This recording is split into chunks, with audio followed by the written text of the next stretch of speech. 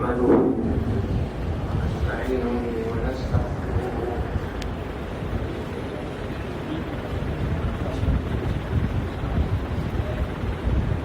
أنفسنا ومن سيئات أعمالنا من يهده الله فلا مضل له ومن يضلله فلا هادي له ونشهد أن لا إله إلا الله وحده لا شريك له ونشهد أن سيدنا ومولانا محمدا عبده ورسوله أما بعد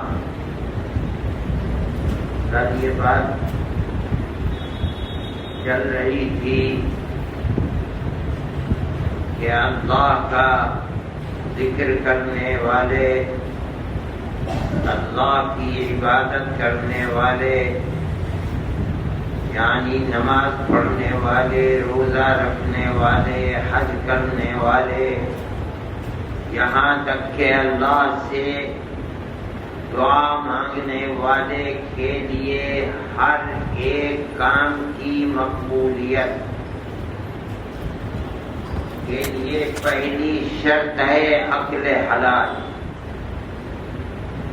اگر حلال کھائے گا تو نماز مقبول ہوگی، اگر حلال کھائے گا تو حج مقبول ہوگا، دعا مقبول ہوگی، اللہ کا ذکر مقبول ہوگا۔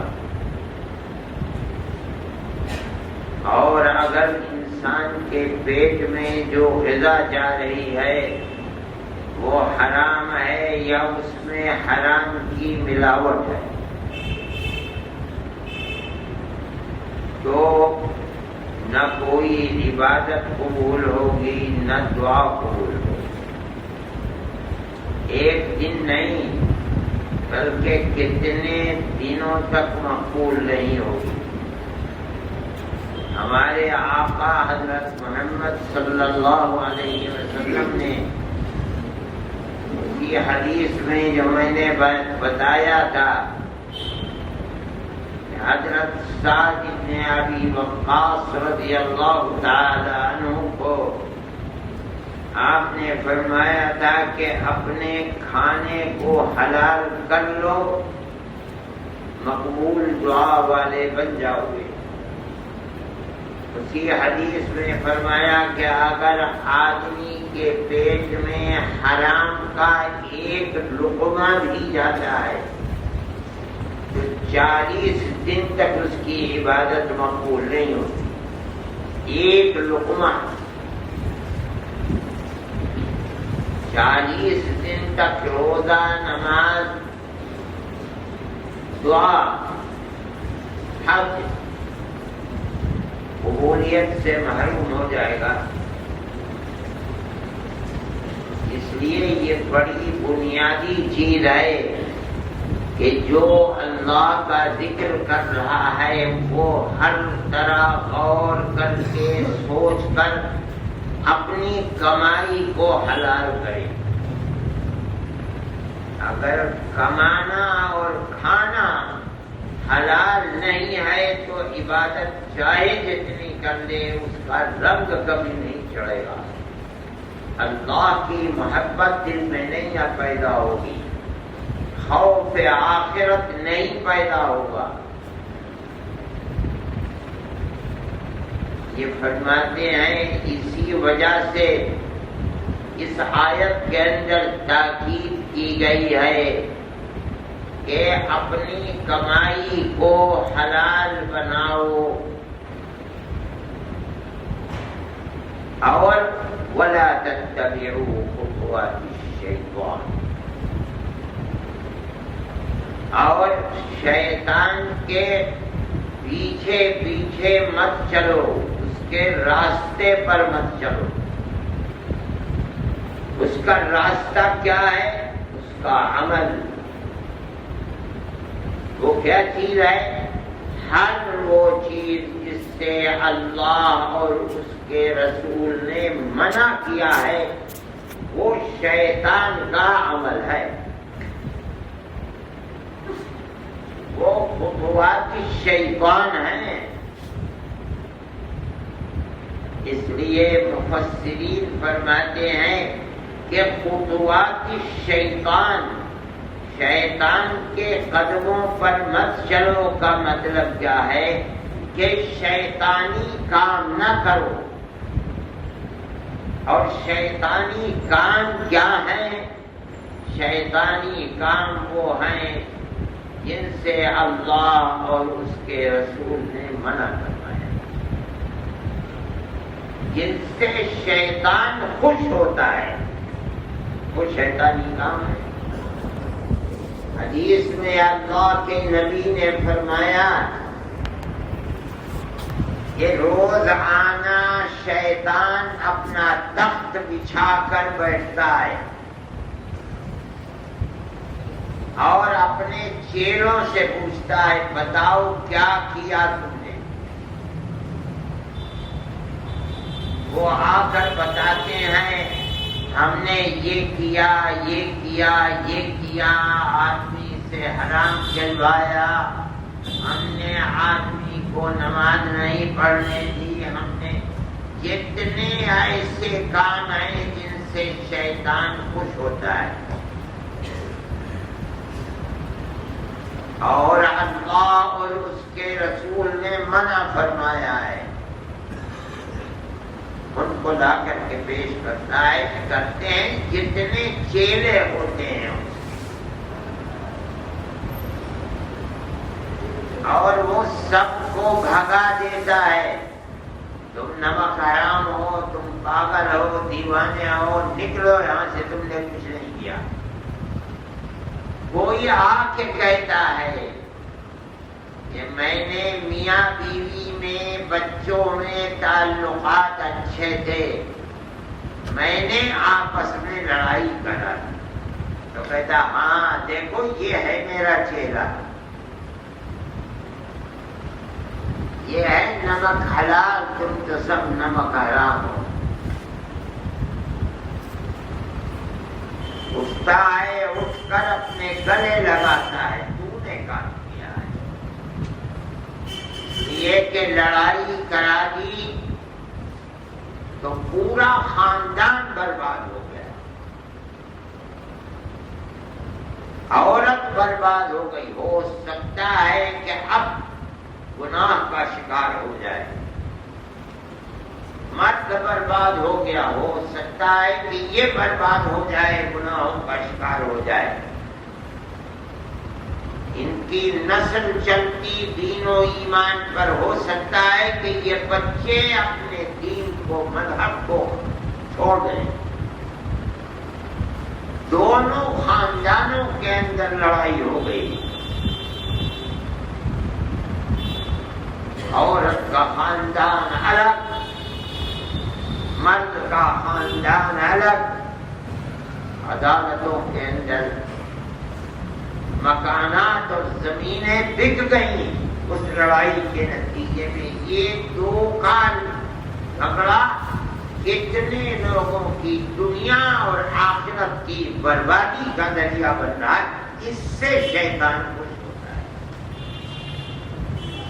اسی کو آیت میں کہتے ہیں شیطان کے پیچھے مت چلو. کیا مطلب؟ جس عمل سے شیطان خوش ہوتا ہے وہ عمل نہ کرو. کیا مطلب؟ اللہ اور اس کا رسول جس عمل سے روکتا ہے اس عمل کو نہ. یہ شیطانی عمل ہے.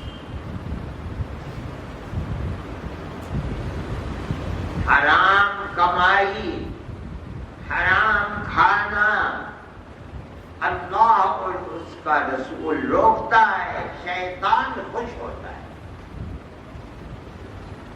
کیوں؟ اس لیے کہ جس کے پیٹ میں حرام جا رہا ہے وہ کبھی راہ راست اور صراط مستقیم پر نہیں چل سکتا.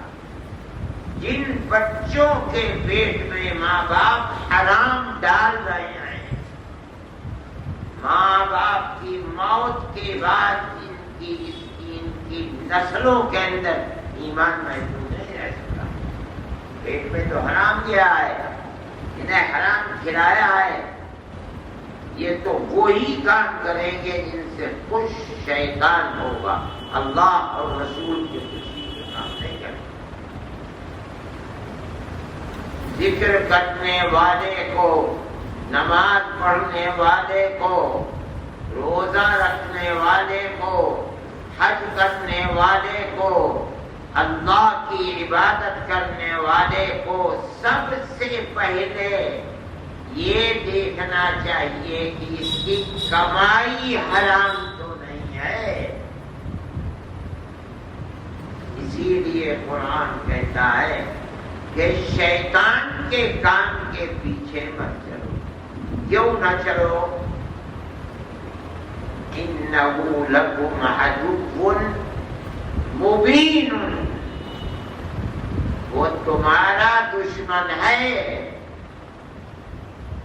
دشمن اسے کہتے ہیں جس کو اپنے جس کے ساتھ دشمنی ہے اس کے کوئی اچھا عمل پسند نہیں ہے، اس کی آبادی پسند نہیں ہے، دشمن کو اس کی بربادی پسند ہے۔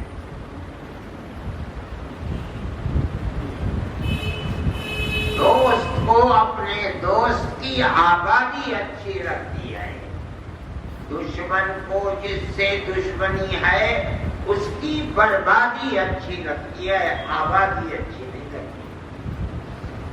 اگر وہ آباد ہوتا ہے تو اس کو چین نہیں، نیند نہیں آتی۔ کیوں؟ اس لیے کہ میرا دشمن خوش ہو رہا ہے، اس کے پاس پیسہ ہے، اس کی اولاد ہے، سب خوش ہیں، صحت مند ہیں، تندرست ہیں، اور یہ لوٹ رہا ہے۔ بربادی سے خوش ہمیشہ دشمن ہوتا ہے۔ اللہ فرماتا ہے شیطان تمہارا دشمن ہے۔ کیا مطلب ہے؟ مومن کی سب سے بڑی آبادی دنیا نہیں ہے۔ یہ دنیا تو اچھی ہو بری ہو، کچھ دن کی ہے تو پتہ نہیں کب موت آ جائے ختم۔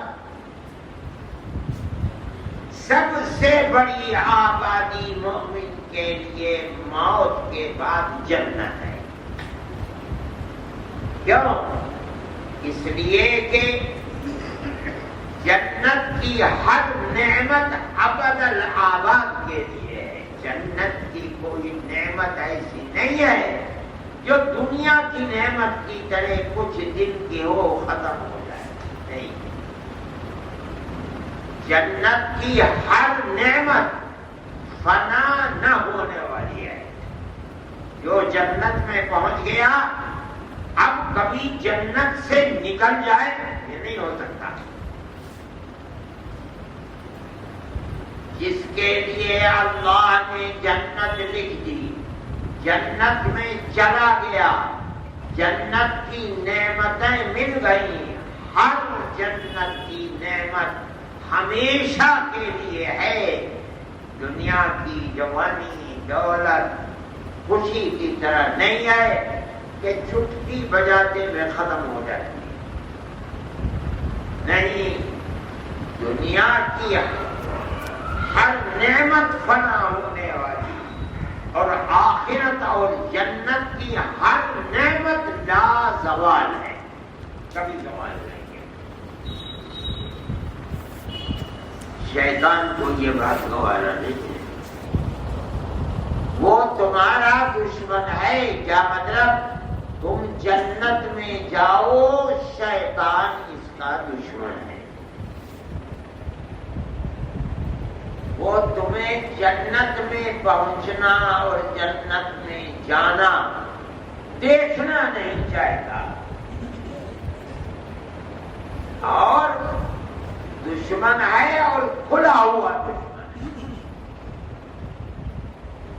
قرآن کے اندر آتا ہے اس کی دشمنی کا واقعہ کہ اللہ نے ہمارے باپ آدم کو خلیفہ بنایا اور جنت میں پہنچایا. سارے جنت میں بسنے والوں سے کہا کہ اس کو سجدہ کرو. وہاں شیطان بھی رہتا تھا. سب نے سجدہ کیا لیکن شیطان نے سجدہ نہیں کیا.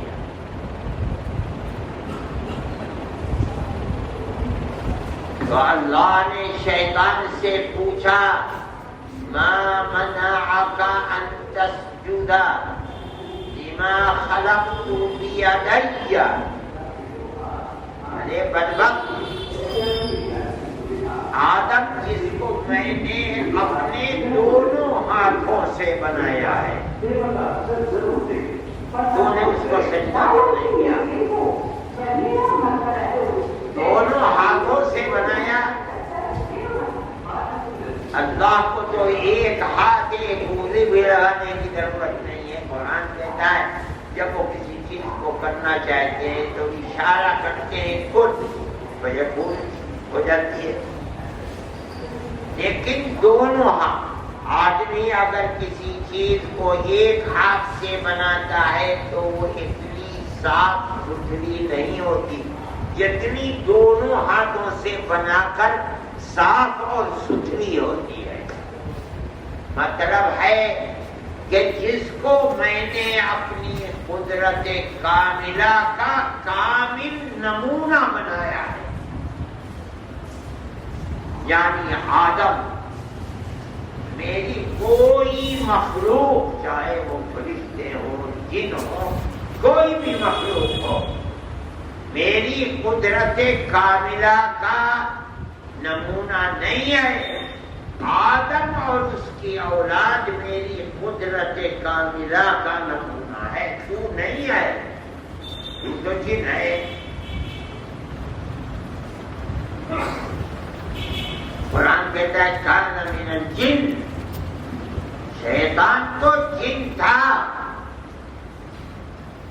تو قدرت کاملہ کا نمونہ نہیں ہے, تو نے کیوں نہیں سجدہ کیا؟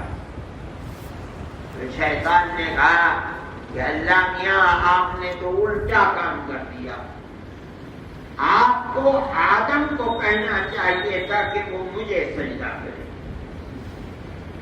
آپ نے الٹا کام مجھے کہا کہ میں آدم کو سمجھ تو کروں. خلقتنی من نار وخلقتہ من طین, آپ نے اس کو مٹی سے پیدا کیا ہے. مٹی تو بڑی ذلیل چیز ہے, لوگوں کے پیروں میں مسلی جائے گی, اوپر پھینکو زمین میں گرے گی. اور مجھے آپ نے آگ سے پیدا کیا ہے. آگ تو آبادیوں کی آبادیوں کو بھسم کر دے, زمین میں لگاؤ آسمان میں چڑھتی ہے. تو آپ کو اسے حکم کرنا چاہیے تھا, آپ مجھے حکم کر رہے ہیں. آپ کا یہ حکم ہی الٹا حکم ہے. اچھا بدبخت ہمارے کہنے کو نہیں مانتا اور ہم ہی کو الٹا کرنے والا کہہ رہا ہے. نکل یہاں سے. نکلتے ہوئے کہنے لگا کہ ایک میری التجا ہے, وہ کر دیجیے. بول کیا چاہتا ہے؟ کہنے لگا مجھے قیامت تک کی زندگی دے دیجیے, موت نہ آئے. انظرنی الی یوم یبعثون. اللہ نے فرمایا انک من المنظرین, جا ہم نے تجھے دے دی, موت نہیں آئی. جب دیکھ لیا کہ اللہ میاں جھوٹ تو بولتے نہیں, دے دیا, تو اب کھڑا ہوا اللہ کے سامنے, آدم کے سامنے, اور کہنے لگا لآتینہم من بین ایدیہم ومن خلفہم وعن ایمانہم وعن شمائلہم ولا تجد اکثرہم شاکرین. یہ جنت میں رہے گا اور مجھے آپ جنت سے بھگا رہے ہیں, نکال. میں بھی دیکھوں کہ یہ جنت میں رہ کیسے سکتا ہے اور اس کی اولاد کیسے آ کے جنت میں آباد ہوگی. دیکھو میں کیسے آباد ہوگی. نہ میں اسے جنت میں رہنے دوں گا نہ اس کی اولاد کو جنت میں آنے دوں گا. میری اور اس کی آج سے دشمنی ہے اور دشمنی بھی کھلی ہوئی سب کے سامنے, چھپی ہوئی نہیں. اللہ اسے کہتا ہے کہ شیطان تمہارا دشمن ہے اور مبین کھلا ہوا دشمن. یہ نہیں جسے کہتے ہیں آستین کا چھپا ہوا سانپ. نہیں, دشمنی کرے گا کیسے؟ میں تیرے راستے پر اسے اور اس کی اولاد کو لگنے نہیں دوں گا. سامنے سے آ کے اس کو بہکاؤں گا, تیرے راستے سے ہٹاؤں گا. اگر میرا داؤ سامنے سے نہیں چلے گا پیچھے سے آ کے بہکاؤں گا. مرتے مرتے بہکاتا رہوں گا اسے. اگر پیچھے سے نہیں چلے گا داہنی طرف سے آ کے اسے جنت کے راستے سے ہٹاؤں گا. اگر یہاں نہیں چلا بائیں طرف آ کر کے اس کو جنت کے راستے سے ہٹاؤں گا. اور آپ دیکھیں گے اللہ میاں کہ تو نے اس کو سارے جنت والوں کا سجدے کا تو حکم دیا تھا, لیکن یہ تیری نعمت کے اوپر شکر نہیں کر سکتا. میں اسے شکر کرنے ہی نہیں دوں گا. دیکھو کیسے شکر کر کے تیری جنت کو پکڑتا ہے. اور حدیث میں آتا ہے کہ شیطان نے کہا کہ بعزتک و جلالک, اے اللہ میں تیری عزت و جلال کی قسم کھا کر کہتا ہوں. کیا کہتا ہوں قسم کھا کر کے کہ میں اسے گناہوں سے پاک ہونے نہیں دوں گا. لأغوینہم ما دامت الارواح فی اجسادی, اس کی جان میں جب تک جان رہے گی میں اسے تیرے راستے پر نہیں دوں گا. اے اللہ تیری عزت و جلال کی قسم کھا کے کہتا ہوں. تو حدیث میں آتا ہے کہ اللہ کی رحمت کو جوش آیا, اس نے بھی قسم کھائی بعزتی و جلالی. اے بد نصیب شیطان, میں بھی اپنی عزت و جلال کی قسم کھا کر کہتا ہوں کہ میرا بندہ بھی گناہ کر کے جب تک معافی مانگتا رہے گا میں معاف کرتا ہوں. یہ ہے شیطان. یہ شیطان ہے جو کسی قدم پر کسر چھوڑتا نہیں. وہ آدمی کو لگنا ہی نہیں دیتا اللہ اور اس کے رسول کے بتائے ہوئے راستے پر. وہ تو ہر قدم پر وعدہ کر کے دنیا میں دھتکارا گیا ہے کہ میں تیرے بندوں کو تیرے راستے پر لگ. یہی وہ کام ہے جو مومن کو خاص طریقے سے حلال کھانے کی طرف, حلال کمانے کی طرف نہیں کرتے, حرام کی طرف چلاتا ہے. اور اس کا نتیجہ یہ ہوتا ہے کہ ذکر کرنے والا ذکر کرتا ہے, نماز پڑھنے والا نماز پڑھتا ہے, روزہ رکھنے والا روزہ رکھتا ہے, مگر حرام کمائی سے نہیں بچتا. سب کچھ کرتا ہے مگر کسی چیز کا رنگ نہیں چڑھتا. کیا ہے قبولیت نہیں. اللہ میرے بھائی اسی چیز کو اس آیت میں کہا گیا ہے. اسی چیز کو وہ صوفیات جن کو اللہ نے قرآن و حدیث کا علم دیا ہے، انہوں نے ایک بنیاد بتائی ہے. ہر آدمی کو، اللہ کا ذکر کرنے والے کو، نماز پڑھنے والے کو، روزہ رکھنے والے کو، حج کرنے والے کو، زکات دینے والے کو، ہر ایک کو ایسی دیوار کھڑی کرنی چاہیے جو اللہ اور اس کے رسول کی تعلیم کے اوپر دیوار کرنا. تب تو کامیاب ہے ذکر اس کا، تب تو اس کی عبادت کامیاب ہے. اور اگر قرآن و حدیث کی بنیاد پر اس کے ذکر کی دیوار کھڑی نہیں کی ہے، اس کی عبادتوں کی دیوار قرآن و حدیث کی بنیاد پر نہیں ہے، کوئی چیز رنگ نہیں چڑھے گا اس کا اور کامیاب نہیں ہو پائے گا. اس لیے ہر اللہ کا ذکر کرنے والا اپنی کمائی پر سب سے پہلے توجہ کرے.